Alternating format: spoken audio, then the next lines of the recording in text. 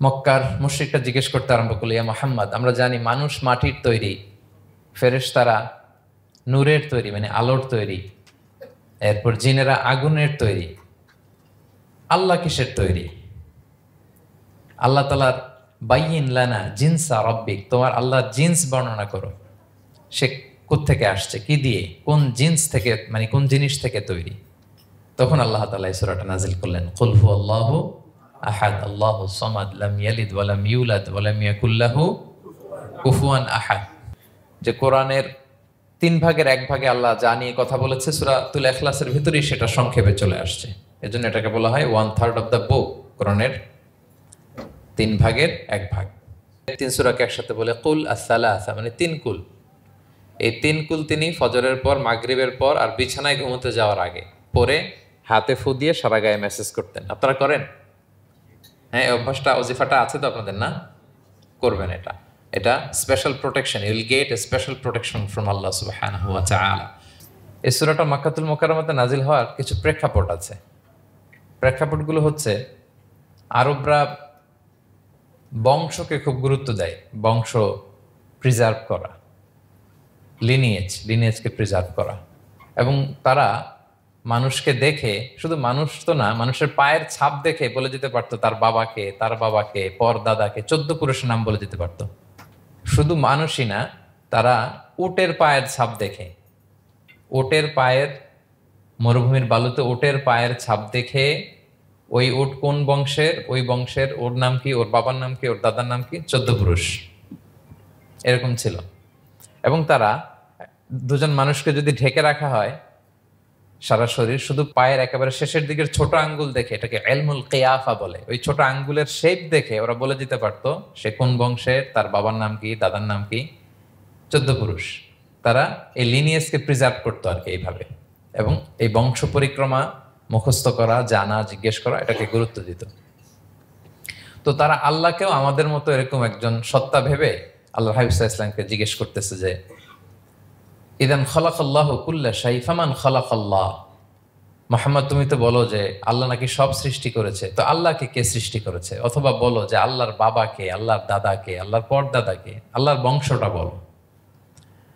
তো তখন তাদের এই প্রশ্নের জবাবে আল্লাহ তাআলা সূরাতুল ইখলাস নাজিল করেন যে, কুল হুয়াল্লাহু আহাদ, হে নবী আপনি বলুন আল্লাহ হচ্ছেন এক, অদ্বিতীয়, ইউনিক, অ্যাবসোলুট। আল্লাহুস সামাদ, তিনি হচ্ছেন সামাদ, তিনি কারোর প্রতি নির্ভরশীল নন, অমুখাপেক্ষী। লাম ইয়ালিদ ওয়া লাম ইউলাদ, তিনি কাউকে জন্ম দেনও নাই, আবার তিনি কারো কাছ থেকে জন্ম নেনও নাই। ওয়া লাম ইয়াকুল লাহু কুফুয়ান আহাদ, তার সমকক্ষ, তার মতো, তার সিমিলার মহাবিশ্বে দ্বিতীয় কেউ নাই। সুবহানাল্লাহ। এটা হচ্ছে শানে নুজুল, কোন প্রেক্ষাপটে নাজিল হয়েছে, এটা হচ্ছে একটা বর্ণনা। আরেক বর্ণনা এসছে, মক্কার মুশরিকরা জিজ্ঞেস করতে আরম্ভ করলো, ইয়া মুহাম্মদ, আমরা জানি মানুষ মাটির তৈরি, ফেরেশতারা নূরের তৈরি মানে আলোর তৈরি, এরপর জিনেরা আগুনের তৈরি, আল্লাহ কিসের তৈরি?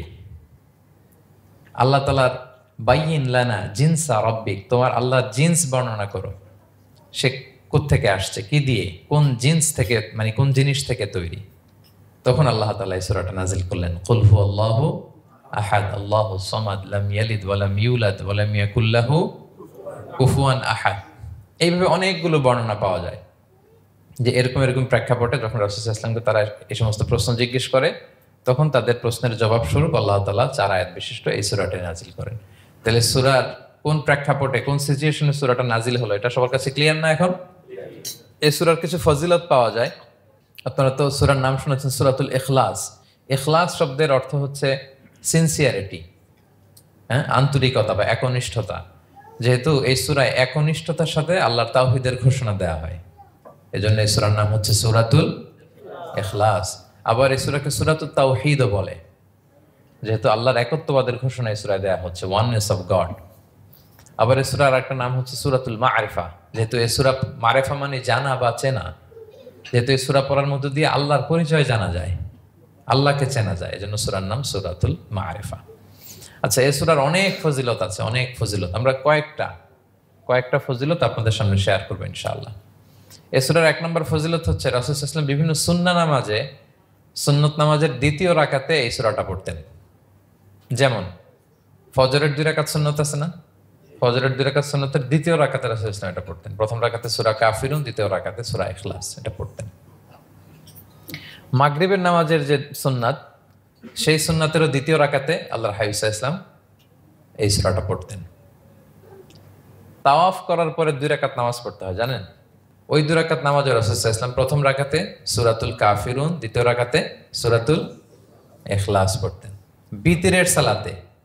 বিতিরের সালাতের শেষ রাকাতে আল্লাহর হাবিব সাল্লাল্লাহু আলাইহি ওয়াসাল্লাম সূরাতুল ইখলাস পড়তেন। এই মর্মে অনেকগুলো হাসান হাদিস আছে। তাহলে কখন কখন সূরাতুল ইখলাস পড়তেন রাসূল সাল্লাল্লাহু আলাইহি ওয়াসাল্লাম, কোন নামাজে? ক্লিয়ার না?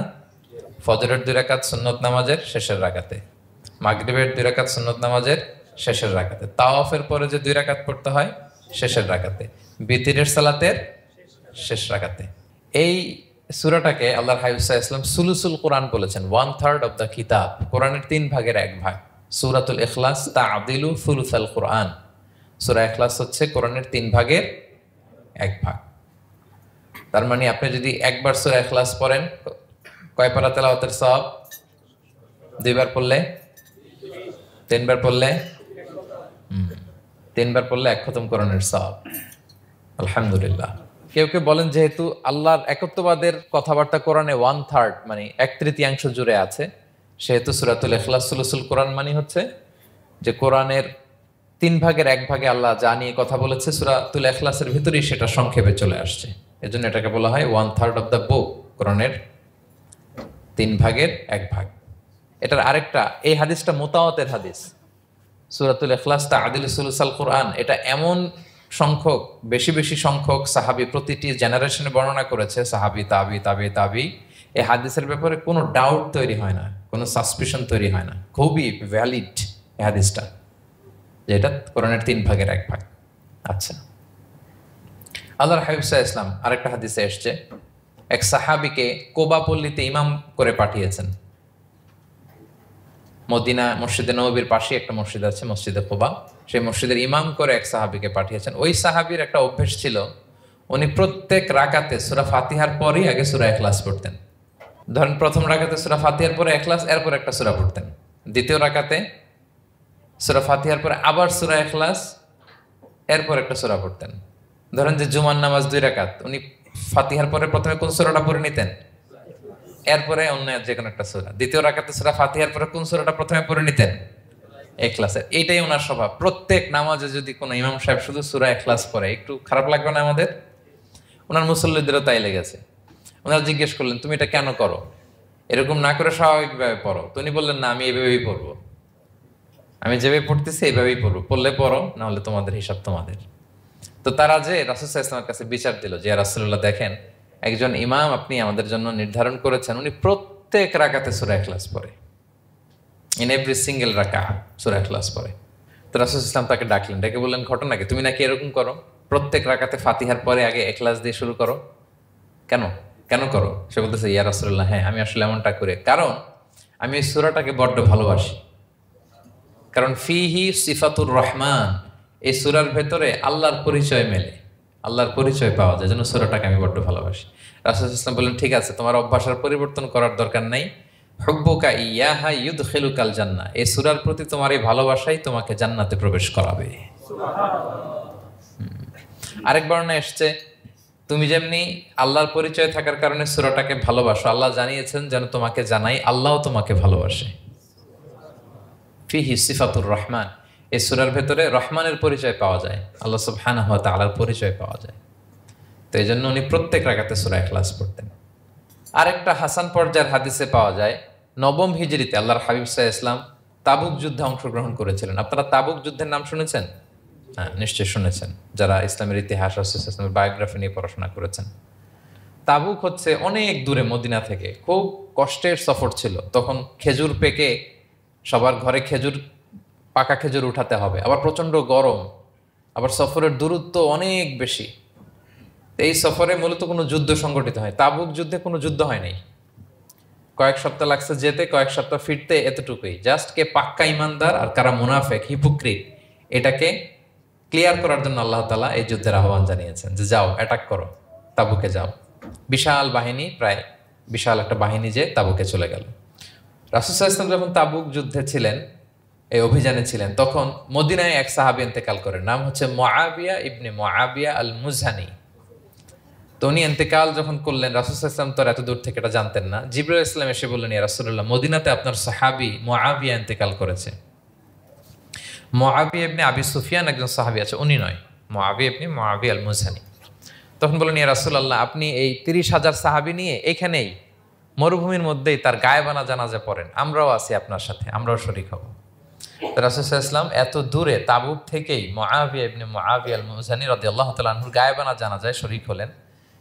এই গায়েবানা জানাজায় সাহাবাদের সাথে ফেরেশতারাও শরীক হয়েছিলেন, 2 কাতারে, পেছনে 2 কাতার, প্রতি কাতারে 70,000 ফেরেশতা। জানাজা শেষে, দোয়া শেষে আল্লাহর হাবিব সাল্লাল্লাহু আলাইহি ওয়াসাল্লাম বললেন যে, জিবরিল, ঘটনা কি?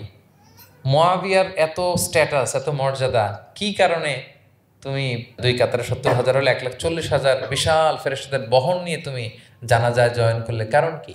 কি তার মর্তবা?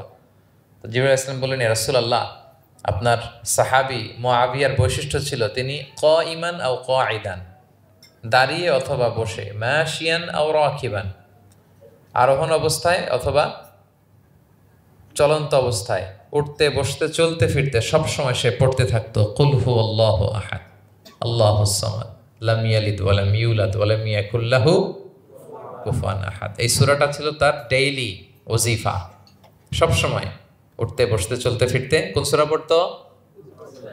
সূরা ইখলাস পড়তো। এজন্য আল্লাহ তাআলার আদেশে আমরা 1,40,000 ফেরেশতা নিয়ে তার জানাজায় শরীক হয়েছি। সুবহানাল্লাহি বিহামদি। তাহলে বুঝতে পারতেছেন এই সূরার মর্তবা কতটা পছন্দনীয় সূরা আল্লাহর কাছে। যদিও ছোট আয়াত, কয়টা? কিন্তু আল্লাহর কাছে এটার ফজিলত অনেক বেশি। প্রিয় ভাইরা, শুধু এখানেই শেষ নয়, আল্লাহর হাবিব সাল্লাল্লাহু আলাইহি ওয়াসাল্লাম সকালে, সন্ধ্যায়, ফজরের পরে, মাগরিবের পরে এবং বিছানায় ঘুমোতে যাওয়ার আগে তিনি সূরাতুল ইখলাস, সূরা ফালাক, সূরা নাস পড়ে হাতের মধ্যে ফু দিতেন, 2 হাত একসাথে মিলিয়ে এরকম ফু দিয়ে মাথা থেকে বডিতে যতটুকু সম্ভব তিনি মাসে করতেন। 3টা সূরাই শুরু হয়েছে কুল দিয়ে, এজন্য 3 সূরাকে একসাথে বলে কুল আস-সালাসা, মানে 3 কুল। এই 3 কুল তিনি ফজরের পর, মাগরিবের পর আর বিছানায় ঘুমোতে যাওয়ার আগে পরে হাতে ফু দিয়ে সারা গায়ে মেসেজ করতেন। আপনারা করেন? হ্যাঁ, এই অভ্যাসটা, ওজিফাটা আছে তো আপনাদের? না, করবেন। এটা special protection, you will get a special protection from Allah সুবহানাহু ওয়া তাআলা। অনেকে দেখবেন ব্ল্যাক ম্যাজিক করে। ব্ল্যাক ম্যাজিক কিন্তু সত্য, ম্যাজিক করে, সেহের করে আপনাকে দুর্বল করে ফেলবে। স্বয়ং আল্লাহর হাবিব সাল্লাল্লাহু আলাইহি ওয়াসাল্লামকে সেহের করা হয়েছিল। উনি কয়েক মাস স্ত্রীদের সাথে ফিজিক্যাল ইন্টিমেসিতে যেতে পারতেন না, এত দুর্বল হয়ে গেছিলেন। লাবিদ ইবনুল আসাম নামে এক ইহুদি মিত্র, সে জাদু করেছিল রাসূল সাল্লাল্লাহু আলাইহি ওয়াসাল্লামকে। ওনার মাথার চুল চিরুনির ভেতর 11টা গিট দিয়ে সেই ব্ল্যাক ম্যাজিক করেছে। নবী সাল্লাল্লাহু আলাইহি ওয়াসাল্লাম কয়েক মাস অসুস্থ ছিলেন। পরে সূরা ফালাক নাস যখন নাজিল হয় তখন আল্লাহ তাআলা বিষ্ণু সাল্লাল্লাহু আলাইহি ওয়াসাল্লামকে সুস্থ করে দিলেন। সাহাবীদেরকে নিয়ে এক কুয়ার নিচ থেকে, চিরুনি থেকে এই গিটগুলো খুলে খুলে রাসূল সাল্লাল্লাহু আলাইহি ওয়াসাল্লাম 11টা আয়াত তেলাওয়াত করলেন। রাসূল সাল্লাল্লাহু আলাইহি ওয়াসাল্লামকে সুস্থ করে দিল কে? আল্লাহ সুবহানাহু ওয়া তাআলা শিফা নসিব করলেন। তার মানে ব্ল্যাক ম্যাজিক সত্য, সেহের করে মানুষ। আপনার সফলতা, আপনার সাকসেস, এটা সবার ভাল লাগবে না, মনে রাখবেন। সবাই এটা পছন্দ করে না। আল আইনু হক, নজর কিন্তু সত্য, নজর সত্য, নজরের প্রভাব আছে, চোখের প্রভাব আছে। এজন্য কারো ভালো কিছু দেখলে মাশা আল্লাহ বলবেন, আল্লাহর দিকে ফিরিয়ে দিবেন ওটার কল্যাণ। কি বলবেন? একটা সুন্দর ফুটফুটে বাচ্চা দেখলে মাশা আল্লাহ, কারো সফলতা দেখলে, কারো ফার্মে গেলেন, বাগানে যেয়ে দেখলেন ফল মূল ভর্তি, কি বলবেন? মাশা আল্লাহ, বিসমিল্লাহ মাশা আল্লাহ বললে এটাতে আর ক্ষতি হয় না। অনেকে বলে যে বাবা মা মাশাআল্লাহ বলা লাগে না, বাবা মা আর নাকি মামা, এই 3 জন নাকি মাশাআল্লাহ না বললে কিছু, এটা ভুল কথা। বাবা মারও বলতে হয়। বাবাও তার ছেলের কোনো সাকসেস, ভালো কিছু দেখলে কি বলবে? মাশা আল্লাহ, তাবারাকাল্লাহ, অথবা বিসমিল্লাহ মাশা আল্লাহ, এটা আপনারা বলবেন। নজরের প্রভাব আছে। আপনি সিম্পলি দেখেন, এই যে আমি আপনাদের দিকে তাকিয়ে তাকিয়ে কথা বলছি, আমি যদি অনেকক্ষণ স্টেয়ারিং করি, কারো দিকে ভেবে তাকিয়ে থাকি, সে ভালো ফিল করবে? কেন? আমি কি তার মারছি, ধরছি, স্পর্শ করছি? কিছুই তো করলাম, শুধু আমি তার দিকে তাকিয়ে আছি। তার মানে এতেই সে অস্বস্তি ফিল করতেছে। ধরেন যে আপনি কোনো একটা প্রোগ্রামে বসে আছেন, আপনার পাশে যে বসে, আপনি তার দিকে এরকম 10 মিনিট তাকায় আছেন, কোনো কথা ছাড়া শুধু তাকিয়েই রইলেন, তার কি ভাল লাগবে বলেন? সে কি কমফোর্টেবল ফিল করবে? সে ভয় পাবে, সে ভয় পাবে, অস্বস্তি ফিল। আপনি কিছুই করেন নাই, না তাকে টাচ করেছেন, না ধরেছেন, ছুঁয়েছেন, কি শুধু তাকিয়ে আছেন। দেখেন নজরের কি প্রভাব। আল্লাহ আইন হাক, নজর সত্যি। এজন্য কারো সাকসেস দেখলে আমরা সবসময় যেন মাশাআল্লাহ বলি। মাশাআল্লাহ ঠোঁটের সাথে মিলিয়ে রাখবেন। ভালো দেখলে কি বলবেন? মাশাআল্লাহ, মাশাআল্লাহ, বিসমিল্লাহ, মাশাআল্লাহ, মাশাআল্লাহ, তাবারাকাল্লাহ, এটা বলবেন। তাহলে আল্লাহর হাবিব সাল্লাল্লাহু আলাইহি ওয়াসাল্লামকেও সেহের করা হয়েছিল। এজন্য এই সেহের থেকে, ব্ল্যাক ম্যাজিক থেকে, আইন মানে জেলাসি, মানুষের নজর দিয়ে যে হিংসা করে, এই জেলাসি থেকে, মিন শাররি হাসিদিন ইযা হাসাদ, হাসাদ থেকে, মিন কুল্লি মাকরুহিন ওয়া শুরুর, এসব ক্যালামিটি, ডিজাস্টার, এগুলো থেকে পানা হিসেবে আপনি এই ওয়াজিফাটা করবেন। 3 কুল, কুল আস-সালাসা, 3 কুল। আমার সাথে সাথে বলেন কয় কুল? 3 কুল। কি কি? সূরাতুল ইখলাস, সূরা ফালাক, সূরা নাস। এই 3টা পড়ে ফজরের পর, মাগরিবের পর আর ঘুমোতে যাওয়ার আগে হাত দুইটাকে একসাথে করে পরে লম্বা একটা ফু দিয়ে মাথা থেকে মাসাজ করবেন সারা গায়ে। পারা যাবে ইনশাআল্লাহ বিইذنিল্লাহ। এবং আম্মা জান আয়েশা রাদিয়াল্লাহু তাআলা আনহা বলতেন, আমি যখন কখনো অসুস্থ হয়ে যেতাম, অসুস্থ হলে রাসূল সাল্লাল্লাহু আলাইহি ওয়াসাল্লামকে যে যখন কমপ্লেন করি, ইয়া রাসূলুল্লাহ আমি তো অসুস্থ, রাসূল সাল্লাল্লাহু আলাইহি ওয়াসাল্লাম আমাকে এই আমলটা করতে বলতেন। মানে আয়েশা, তুমি সূরাতুল ইখলাস, সূরা ফালাক, সূরা নাস পড়ে সারা গায়ে কি করো? ফু দাও। হ্যাঁ। আলী রাদিয়াল্লাহু তাআলা আনহু বর্ণনা করেন, আল্লাহর হাবিব সাল্লাল্লাহু আলাইহি ওয়াসাল্লাম একবার নামাজ পড়তেছেন, নামাজে তিনি সিজদারত অবস্থায়। ইন দ্য মিন টাইম লাদাগাতহুল আকরাব, একটা বিচ্ছু রাসূল সাল্লাল্লাহু আলাইহি ওয়াসাল্লামের আঙ্গুলে কামড় দিল। বিচ্ছুর কামড় খাইছেন? হ্যাঁ, কেমন লাগে? খুব আরাম লাগে? হ্যাঁ, খুব যন্ত্রণা হয়, অনেক যন্ত্রণা হয়। তো রাসূল সাল্লাল্লাহু আলাইহি ওয়াসাল্লামকে যখন কামড় দিল নামাজরত অবস্থায়, রাসূল সাল্লাল্লাহু আলাইহি ওয়াসাল্লাম খুব যন্ত্রণা পেলেন, ব্যথা পেলেন।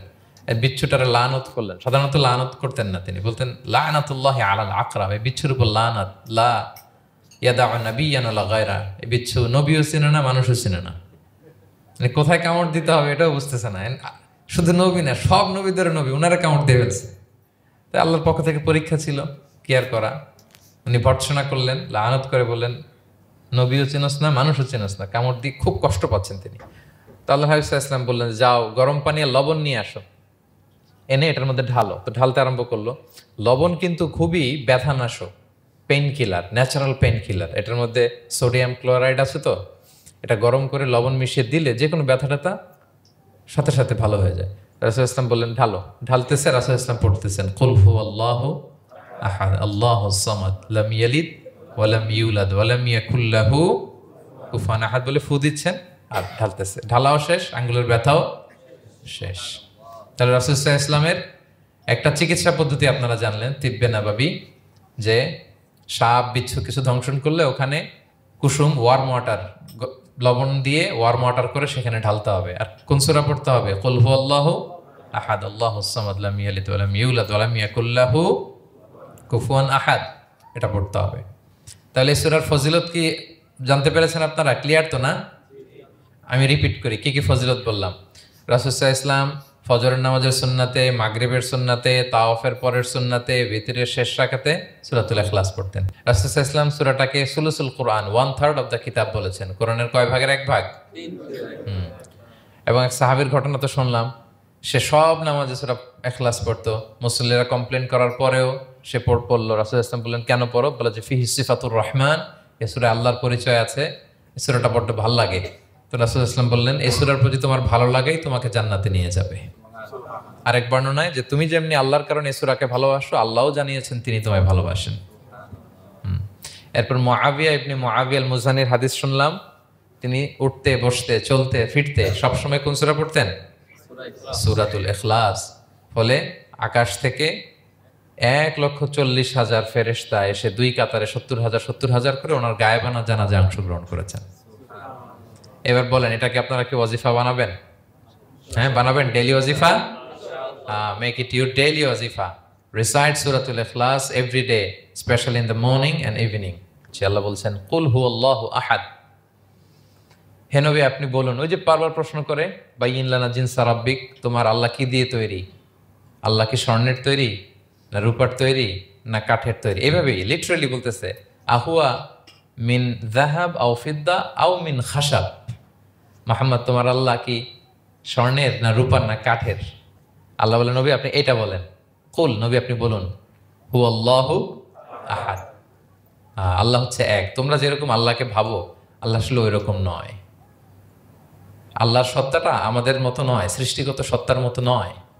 আমরা এটাতে প্রায় ভুল করে ফেলি। অনেকে এমন এমন প্রশ্ন করি আল্লাহর সাথে, মনে হয় যেন আল্লাহ আমার একেবারে, আমরা নিজেরা নিজেরা যেরকম ওই রকম।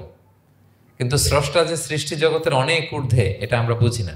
তিনি সময়ের ঊর্ধ্বে, তিনি স্থানের ঊর্ধ্বে, তিনি কালের ঊর্ধ্বে, সবকিছুর ঊর্ধ্বে। যেমন আমাদের 3টা কাল আছে, হ্যাঁ, অতীত, তারপর বর্তমান যেটাকে ধরা যায় না, প্রতি সেকেন্ডে ন্যানো সেকেন্ডে এটা অতীত হয়ে যাচ্ছে, আর যেটা সামনে ঘটবে এটা কি ফিউচার, ভবিষ্যৎ। তা আল্লাহরও কি এরকম অতীত বর্তমান ভবিষ্যৎ আছে? সময়টা আমাদের জন্য, উনি তো সময়ের স্রষ্টা, ওনার সাথে আপনি সময় সেট করতে পারবেন না, উনি সময়ের ঊর্ধ্বে। ফলে উনি এই ইবলিস যে আদেশ ভঙ্গ করা, আদম আলাইসাল্লাম এবং হাওয়া আলাইসাল্লাম পৃথিবীতে আসা, নূহ, দাউদ, হুদ, সালেহ থেকে শুরু করে এই একের পর এক নবী, শেষ নবী, বর্তমান সময়, ভবিষ্যৎ, দাজ্জাল, কিয়ামত, সব তিনি অ্যাট এ গ্ল্যান্সে দেখেন, একবারে ওনার চোখের সামনে। আমাদের মতো অতীত বর্তমান ভবিষ্যৎ ওনার নাই। আমরা যেমনি ভাব প্রকাশের জন্য ভাষা লাগে, এই যে আমি বাংলায় কথা বলতেছি আপনারা বুঝতেছেন, হ্যাঁ, মালাইরা যারা মালাইতে কথা বলে, ইংলিশরা ইংরেজিতে কথা, চাইনিজে কথা বলে, ভাষা, উনি ভাষার স্রষ্টা, ফলে ওনার ভাষাও লাগে না। কিন্তু উনি বোঝানোর জন্য একটা ভাষা ইউজ করে আমাদের জন্য সহজ করে দিয়েছেন। একটা ভাষায় না বললে তো আমরা বুঝবো না, ফলে উনি আরবি ভাষায় কোরআনটাকে নাজিল করেছেন যাতে আমরা বুঝি। কিন্তু উনি ভাষার মুখাপেক্ষী না, ওনাকে সময়, কাল, ভাষা কোনো কিছু দিয়ে বাধা যায় না, উনি সব কিছুর ঊর্ধ্বে, সব কিছুর ঊর্ধ্বে। এবং আল্লাহ কোথায় আছেন আমরা বলি যে আরশের উপরে আছেন, সেখানে ওই এরিয়াটা হচ্ছে লা জামান লা মাকান, ওখানে সময় তারপর কাল এগুলো ওখানে যায় না। আল্লাহর সাথে প্রশ্নগুলো একেবারেই অবান্তর। ফলে আমরা যে প্রশ্নগুলো হুট করে না বোঝার কারণে করে ফেলি, যেহেতু আমাদের খুব সীমিত জ্ঞান, ফলে আমরা সৃষ্টির সাথে স্রষ্টাকে গুলিয়ে ফেলি। কিন্তু উনি কিন্তু আমাদের মতো নন। এজন্য আল্লাহ বলেন যে আমাকে জিজ্ঞেস করে যে আমি লোহার তৈরি না স্বর্ণের তৈরি না রূপার তৈরি নাকি পাথরের তৈরি বা কাঠের তৈরি, তুমি বলো, কুল হুয়াল্লাহু আহাদ, হে নবী আপনি বলুন আমি হচ্ছি এক, একক, অদ্বিতীয়। আরবিতে এক, এক বলতে আরবিতে ওয়াহেদ শব্দ ব্যবহার করে, আহাদ ব্যবহার করা হয় না। ব্যক্তির গুণ হিসেবে কখনো আহাদ ব্যবহার করা হয় না। এটা কেবলমাত্র শুধুমাত্র একমাত্র আল্লাহ তাআলার জন্য ব্যবহার করা হয়, তিনি আহাদ। আহাদ কারণ ওয়াহেদ শব্দের ওয়াহেদাতুন হয়, মানে পুরুষবাচক হয়, স্ত্রীবাচক হয়, কিন্তু আহাদের আর কিছু হয় না, আহাদ আহাদি। আল্লাহ শব্দটাই এরকম, আল্লাহ শব্দটাই এরকম। যেমন ঈশ্বরের ঈশ্বরী হয়, ভগবানের ভগবতী হয়, গডের গডেস হয়। আল্লাহর এরকম স্ত্রীবাচক কিছু আছে? কিছু নাই। আল্লাহ বলেন ইন্নানি আনাল্লাহু লা ইলাহা ইল্লা আনা ফা'বুদনি ওয়া আকিমিস সালাতা লিযিকরি, নিশ্চয় আমি আল্লাহ। মুসা আলাইহিস সালামকে প্রথম যে প্রত্যাদেশ রেভেলেশন দিয়েছিলেন মুকাদ্দাসে তুয়ার পাশে, তুর পাহাড়ের পাদদেশে, ওখানে প্রথম মুসা আলাইহিস সালাম আল্লাহর সাউন্ড তখন তিনি শুনেছিলেন। এবং আল্লাহর সাউন্ডটাও আমাদের সাউন্ডের মতো নয়। যেমন আমি এদিক থেকে কথা বললে আপনি এই পাশ থেকে শুনবেন, এদিক থেকে কথা বললে, এদিক থেকে আমাকে ডাক দিলে এদিকে, তার মানে আমি দিকের সাথে সম্পৃক্ত। আল্লাহর এটা এরকম না। মুসা আলাইহিস সালাম তিনি যখন আল্লাহর কথা শুনলেন, তিনি বললেন যে একটা সাউন্ড শুনলাম, এটা 4 দিক থেকে শোনা যায়, 4 দিক থেকে শোনা যায়। এবং তিনি ওনার প্রেগনেন্ট স্ত্রীকে নিয়ে মাদিয়ান ক্রস করে ইজিপ্টের বর্ডারে ঢুকবেন। ইন দ্য মিন টাইম আল্লাহ তাআলা ওই সময়টাকে চুজ করেছেন যে তাকে এখন নবী বানাবো, তাকে রেভেলেশন দিব। তো তিনি দেখলেন যে ইন্নী আনাস্তু নারান, আমি ওই যে লাআল্লি আতিকুম মিনহা বিকাবাসিন আও আজিদু আলান নারি হুদা, স্ত্রীকে দাসীকে বললেন যে একটু বসো, প্রচন্ড ঠান্ডা, ওই যে আগুন দেখা যায়, মনে হয় কেউ আগুন পোহাচ্ছে, আমি একটু আগুন নিয়ে আসি মশাল দিয়ে, তোমাদের আরাম লাগবে, একটু ওয়ার্ম আপ হবে। তো আগুনের কাছে যেয়ে দেখে সামনে যত যায় আগুন তত পেছায়। এবং আগুনটা সাধারণ আগুন না, একটা গাছ থেকে আগুন বেরোচ্ছে, কিন্তু ওই গাছের পাতা জ্বলে না, ডাল জ্বলে না, কিছুই হয় না। আসলে এটা আগুন না, এটা আল্লাহর নূর। আল্লাহর নূর সেখানে ফোকাস দেওয়া হয়েছে। আল্লাহর নূরও আমাদের নূরের মতো না। নূর মানে লাইট, নূর মানে কি লাইট। সো এই যে আমরা যে লাইট দেখি এই লাইটের মতো না। কারণ আল্লাহর এই নূরের কাবার দেয়া হচ্ছে আবার নূরের পর্দা দিয়ে। পর্দা দেয়া হয় সাধারণত আলোকে আটকানোর জন্য, কিন্তু আল্লাহর যে পর্দা, হিজাবের কথা বলা হয়েছে, ওই পর্দাটাও আলোর পর্দা। আমাদের সাথে মিলালে হবে? আমরা ঘরে পর্দা টাঙাই কি থামাতে বলেন তো? আলো থামাতে। আর আল্লাহর যে হেজাব পর্দাগুলো কিসের? আলোর, নূরের। সো কশ্চিন কালেও আপনি সৃষ্টির সাথে স্রষ্টাকে মিলাবেন না। আমরা ভুল করে অনেক সময় এরকম অবান্তর প্রশ্নগুলো করি। তো আল্লাহ তখন মুসা আলাইহিস সালামকে প্রত্যাদেশ করলেন যে ইন্নানি আনাল্লাহ লা ইলাহা ইল্লা আনা ফা'বুদনি, আমি আল্লাহ, আমি কি আল্লাহ। এই আল্লাহ নামটা আল্লাহ নিজেই রেখেছেন। আমাদের নাম রাখে আমাদের বাবা দাদা, তো আল্লাহর তো বাবা দাদা কেউ নাই, আল্লাহর নাম কে রেখেছে? আল্লাহ নিজেই রেখেছেন। ফা'বুদনি, আমার ইবাদত করো, ওয়া আকিমিস সালাতা লিযিকরি। তাহলে এখানে প্রথম আয়াতেই শিরকের উপর কুঠারাঘাত করা হয়েছে, শিরকি আকীদাকে লন্ডভন্ড করে দেওয়া হয়েছে এবং বোঝানো হয়েছে আল্লাহ হচ্ছেন এক, অদ্বিতীয়, একক। কারণ আমরা যত ইবাদত করি এর মধ্যে যদি শিরকের স্পর্শ থাকে আমাদের ইবাদত ভ্যানিশ হয়ে যাবে, এটার কোনো দাম নাই। লা ইন আশরাকতা লা ইয়াহবাতান্না আমালুক ওয়া লা তাকুনান্না মিনাল খাসিরিন। আল্লাহ বলেন যদি শিরক করো তাহলে তোমার সব আমল বাতিল হয়ে যাবে, তোমার রোজা, নামাজ, হজ, যাকাত, জিকির কিছু থাকবে না।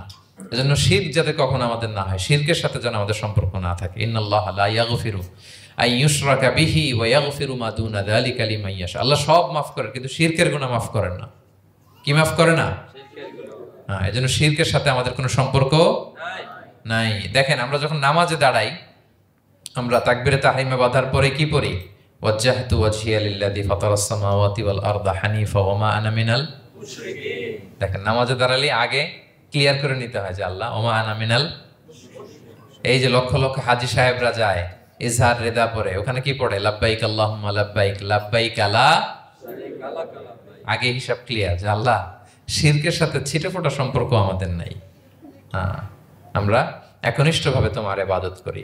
তাহলে সূরাতুল ইখলাস বেসিক্যালি তাওহীদের একনিষ্ঠ ঘোষণার নাম, যেটার প্রথম আয়াত আল্লাহ তাআলা নবীকে বললেন যে হে নবী আপনি আমার পরিচয় দিয়ে দেন, আপনি বলুন কুল হুয়াল্লাহু আহাদ, আমি এক, একক, অদ্বিতীয়। কুল হুয়াল্লাহ, নবী আপনি বলুন তিনি হচ্ছেন আল্লাহ এবং তিনি হচ্ছেন আহাদ। আল্লাহ নামটার অনেকভাবে কোরআনে পরিচয় দিয়েছেন। আল্লাহ আলিফ লাম, লাম আলিফ ছাড়া, লিল্লাহ দিয়ে, লাম ছাড়া, লাহু দিয়ে, আপনি যেভাবেই বলবেন সেভাবে আল্লাহর পরিচয় পাওয়া যায়। লিল্লাহি মা ফিস সামাওয়াতি ওয়া মা ফিল আরদ, কোরআনের অনেক আয়াতে এসেছে। লাম বাদ দিয়ে দিলে লাহুল মুলকু ওয়া লাহুল হামদু ওয়া হুয়া আলা কুল্লি শাইইন কাদির। লাম বাদ দিয়ে দিলে হা দিয়ে আল্লাহর পরিচয় দিয়েছেন, হুয়া দিয়ে পরিচয় দিয়েছেন, হুয়াল্লাহুল্লাযী লা ইলাহা ইল্লাহু। তাহলে যেভাবে আপনি পরিচয় খুঁজতে যাবেন সেখানে আল্লাহর পরিচয় পাওয়া যাবে। আল্লাহ তাআলা বলছেন হুয়াল আউয়ালু ওয়াল আখিরু ওয়াল যাহিরু ওয়াল বাতিন ওয়া হুয়া বিকুল্লি শাইইন আলিম। তিনি প্রথম, তিনি শেষ, তিনি প্রকাশ্য, তিনি গোপন। তিনি প্রথম মানে কি? তিনি সূচনাহীন অতীত থেকে আছেন। দেখেন আমাদের সাথে মিলে না, আমাদের অতীতের একটা সূচনা থাকে। কি বলেন? আমার জন্মের একটা স্টার্টিং পয়েন্ট আছে না, যে এখান থেকে আমার অস্তিত্ব শুরু, এত সালে আমি, এত সালে আপনি। তার মানে আমাদের একটা স্টার্টিং আছে তো নাকি? আল্লাহ স্টার্টিং কবে থেকে বলেন? কবে থেকে? যে এই সময় থেকে উনি আল্লাহ বলেন? Nobody knows, কারণ হুয়াল আউয়াল, এই আউয়াল মানে এমন শুরু, সূচনাহীন শুরু, এমন শুরু যেটার কোনো কি নাই, সূচনা নাই। আবার সীমাহীন ভবিষ্যৎ পর্যন্ত তিনি থাকবেন। কতদিন তার রাজত্ব, ক্ষমতা, সভরেন্টি, পাওয়ার থাকবে? কতদিন বলেন? সীমাহীন, এটার কোনো শেষ নাই। হুয়াল আউয়াল ওয়াল আখির ওয়াল যাহির ওয়াল বাতিন। এবং সব কিছু ধ্বংস হবে তিনি ছাড়া। কুল্লু মান আলাইহা ফান ওয়া ইয়াবকা ওয়াজহু রাব্বিকা যুল জালালি ওয়াল ইকরাম। সব শেষ হবে, উনি অবিনশ্বর, শাশ্বত, চিরঞ্জীব। তাই বলে উনি আমাদের থেকে দূরে নন, খুব কাছে। আমরা ডাকলেই তিনি ডাকে সাড়া দেন। আমাদের সবকিছু তিনি দেখেন, অবজার্ভ করেন, মনিটর করেন। ওয়া নাহনু আকরাবু ইলাইহি মিন হাবলিল ওয়ারিদ। আমাদের এখানে একটা রগ থাকে, এই রগেরও কাছে, তার মানে খুব কাছে, খুব কাছে। আমরা তাকে না দেখলেও তিনি আমাদের দেখেন। লা তুদরিকুহুল আবসার ওয়া হুয়া ইউদরিকুল আবসার ওয়া হুয়াল লাতীফুল খবীর। কোনো চোখ তাকে দেখে না, কোনো দৃষ্টি তাকে আয়ত্ত করতে পারে না, কিন্তু সকল দৃষ্টিকে তিনি আয়ত্তে রাখেন। সুবহানাল্লাহ। এভাবে আল্লাহ তাআলা খুব প্রিসাইজলি 4টা আয়াত দিয়ে নিজের পরিচয় দিয়েছেন। কুল হুয়াল্লাহু আহাদ, হে নবী আপনি বলুন তিনি আল্লাহ, তিনি অদ্বিতীয়। বাংলারও অনেক সীমাবদ্ধতার ফলে আমাকে এক, একক এগুলো ইউজ করা লাগতেছে, কিন্তু আল্লাহর আহাদ বোঝাতে যে এক, একক, এটা যথেষ্ট না। এটা আমার লিমিটেশন, আমাদের লিমিটেশন, ভাষার লিমিটেশন। কিছু দিয়ে তো আমার অডিয়েন্সকে বা আমাদের বুঝতে হবে দ্য এসেন্স অফ গড। এজন্য আমরা বলি এক, একক, অদ্বিতীয়। অদ্বিতীয়টা খুব অনেকটাই পারফেক্ট। তাহলে তিনি হচ্ছেন আহাদ, এবং এই আহাদের লেসন দেওয়ার জন্য সব নবীরা এসেছে। সব নবীরা একই কথা বলেছেন, আদম আলাইহিস সালাম থেকে শুরু করে বিষ্ণু ইসা ইসলাম পর্যন্ত একই কথা বলেছেন যে ইয়া কওমি ইবুদুল্লাহ মা লাকুম মিন ইলাহিন গায়রু আফালা তাআকিলুন। হে আমার জনপদের লোকেরা, কি হলো তোমরা এত কিছুর ইবাদত করো, দাসত্ব করো, তোমরা ইবাদত করবে এক সত্তার, তিনি কে?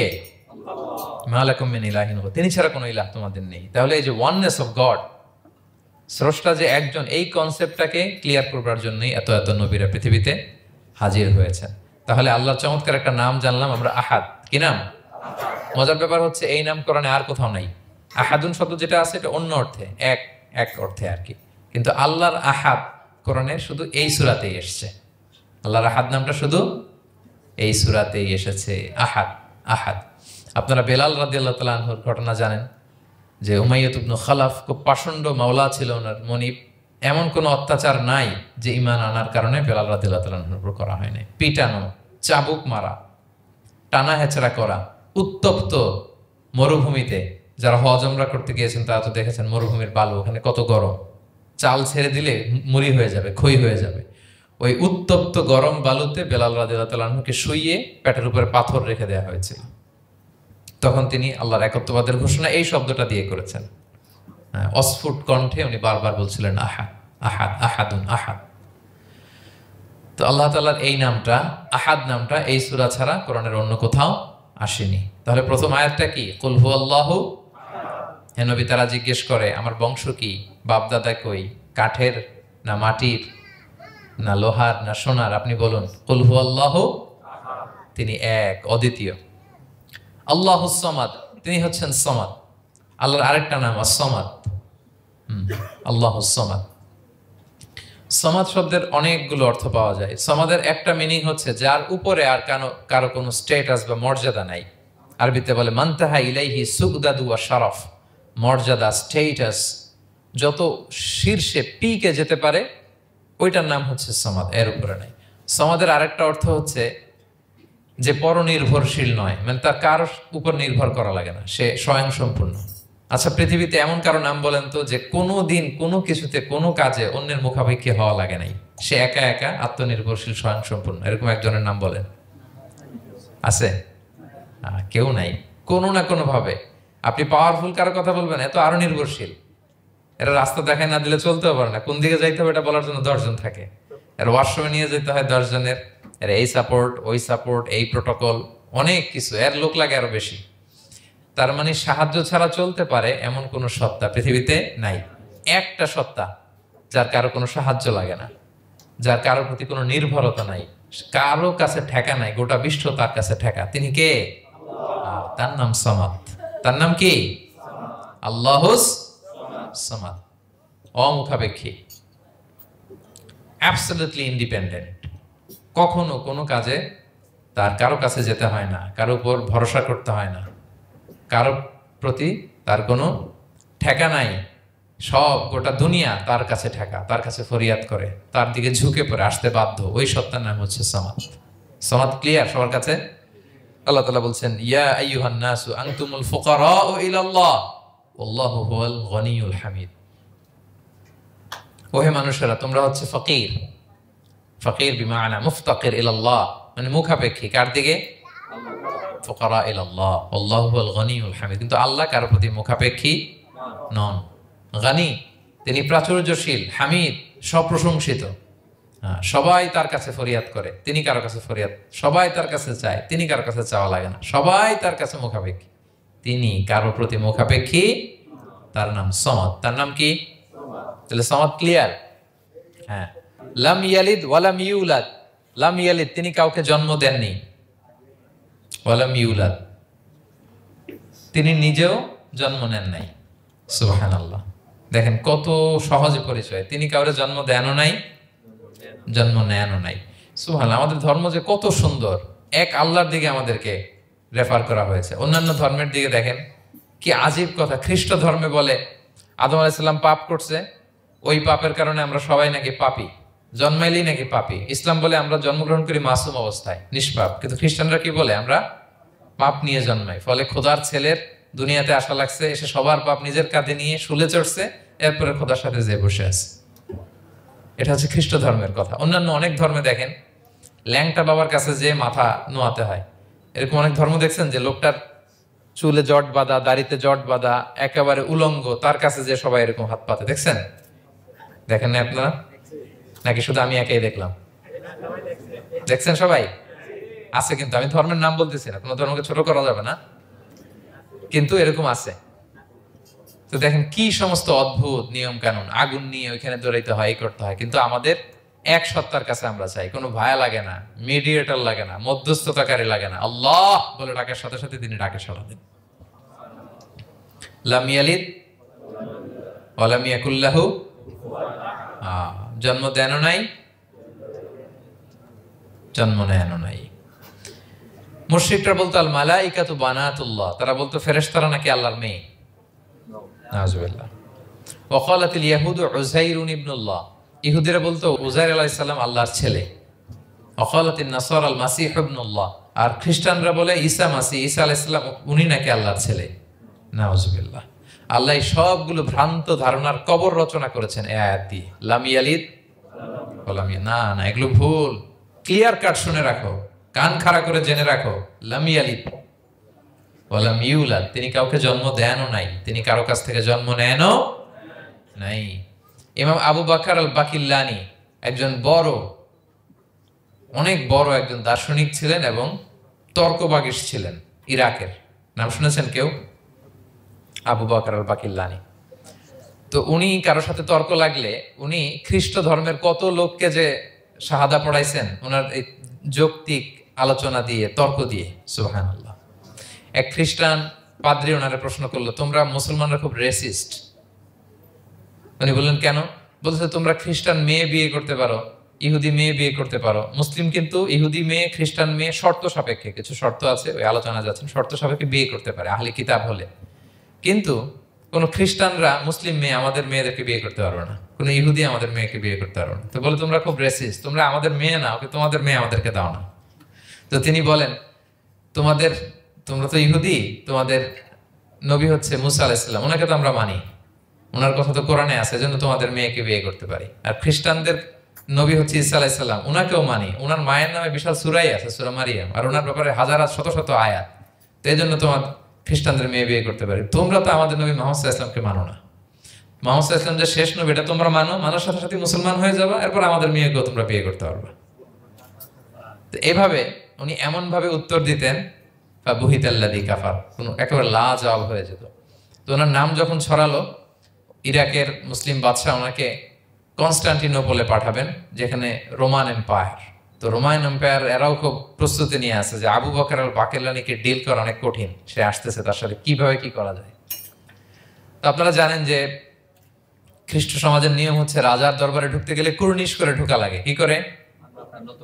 মাথা নত করে, এরকম নিচের দিকে করে রূপুর মতো করে এরপরে ঢোকা লাগে। তো এখন তারা প্ল্যান করতেছে যে আবু বকর বাকিল্লানি তো জীবনে আমার কুর্নিশ করবে না, এটা তো আমার জন্য অপমান হয়ে যাবে, কি করা যায়। তো রাজার এক বড় উজির সে প্ল্যান করলো, একটা কাজ করেন, রাজ দরবারে তাকে যখন ঢোকানো হবে তার জন্য একটা স্পেশাল গেট বানানো হবে, দরজাটা ফুল হবে না, হাফ হবে, অর্ধেক। তো অর্ধেক দরজা দিয়ে যখন সে ঢুকবে, সে তো বাধ্য মাথা নিচু করে ঢুকতে হবে, তাহলে রুকু হয়ে গেল, কুর্নিশ আপনাদের দেওয়া হয়ে গেল। বলে এই তো চমৎকার বুদ্ধি, ঠিক আছে একটা ছোট্ট দরজা বানাও। তো বানাইছে। উনি যখন কনস্টান্টিনোপলে পৌঁছলেন, ওনাকে নিয়ে আসালো রাজদরবার, বলতেছে এটা দিয়ে ঢুকতে হবে আমাদের, সবার ঢুকেন। তো সবাই এরকম মাথা নিচু করে ঢুকছে। উনি দেখেই বুঝছে এটা তো কৌশল করছে আমার সাথে। তো উনি মাথা নিচু করছেন, কিন্তু এমনি না, উল্টা হয়ে উনি মাথাটা পিছনে দিয়ে, বুঝতে পারছেন, উনি অ্যাবাউট টার্ন হয়ে ঢুকতে তো হবে, পিঠটারে রাজার দিকে দিয়ে, নিতম্বটাকে রাজার দিকে দিয়ে, তারপরে উনি রুকু দিছে, উল্টা রুকু। তো এক হিসেবে কুর্নিশ মানে, বরং আরো রাজাকে কি হয়েছে, ইনসাল্ট করা হয়েছে। রাজা তো রেগে মেগে আগুন, সবাই রাজা বলতেছে জানতাম ও এরকম কিছু একটা করবে। মানে এমন ভাবে উনি বুদ্ধি বের করে ওনার সাথে আর পারা যায়। কেন ওনার কথা আনলাম এই জন্য, সেখানে যেও উনি পুরো রাজ দরবারকে তাক লাগিয়ে দিলেন এইভাবে। উনি দেখেন যে কনস্টান্টিনোপলের রোমান এম্পায়ারের পাশে পোপ বসা, পোপ চেনেন তো, মানে তৎকালীন খ্রিস্টান সবচেয়ে বড় পাদ্রী। তিনি যে বলতেছে কাইফা হালুক ইয়া কাহানাতুল মা'বাদ ওয়া কাইফাল আহল ওয়া কাইফাল আওলাদ, যে বলতেছে আরে সম্মানিত পোপ আপনি কেমন আছেন, আপনার বউ কেমন আছে, আপনার সন্তান কেমন আছে। এই কথা শুনে রাজা রেগে মেগে আগুন, এই আবু বকর বললেন এত বড় সাহস, তুমি জানো না উনি পোপ? পোপদের বিয়ে করা নিষেধ, তারা এত পবিত্র, তাদের স্ত্রী হয় না, তাদের স্ত্রী হয় না, তাদের সন্তান হয় না। একজন পবিত্র সত্তার সন্তান থাকে কি করে, স্ত্রী থাকে কি করে, তারা আমাদের পোপ। তা আবু বকর আল বাকিল্লানি বলে, আপনাদের পোপের যদি স্ত্রী থাকলে ইজ্জত চলে যায়, সন্তান থাকলে সম্মান ক্ষুণ্ণ হয়, তাহলে আপনারা ঈসা আলাইহিস সালামকে আল্লাহর সন্তান কি করে বানান, মেরিকে আল্লাহর স্ত্রী কি করে বানান? সুবহানাল্লাহ বিহামদিহি। আল্লাহর সাথে আপনারা বউ সেট করতে পারেন, আল্লাহর সন্তান সাব্যস্ত করতে পারেন, কিন্তু আপনার পোপকে জিজ্ঞেস করলাম আপনার স্ত্রী কেমন আছে, আপনার বউ কেমন আছে, আপনার রেগে মেগে আগুন। এই কথা শুনে ওই ওদিকে যারা আছে সব শাহাদা পড়ে মুসলমান হয়ে গেছে। এরকম অনেক লোক ওনার বুদ্ধিমত্তা দেখে শাহাদা পড়ে পড়ে মুসলমান হয়ে গিয়েছে। এজন্য আল্লাহ তাআলা এই যে শিরকি আকীদার উপর কুঠারাঘাত করে তিনি বললেন লাম ইয়ালিদ ওয়া লাম ইউলাদ, তিনি জন্ম দেনও নাই, জন্ম নেনও নাই, ওয়া লাম ইয়াকুল্লাহু কুফুয়ান আহাদ। এই কুফু শব্দটা আল্লাহর জন্য যে ব্যবহার হয়েছে কোরআনে আর কোথাও নাই। এক হচ্ছে আহাদ আর এই কুফু, আর কোথাও নাই। আল্লাহ বলেন ওয়ালাম ইয়াকুল্লাহু কুফুয়ান আহাদ, তার সমকক্ষ কেউ নাই।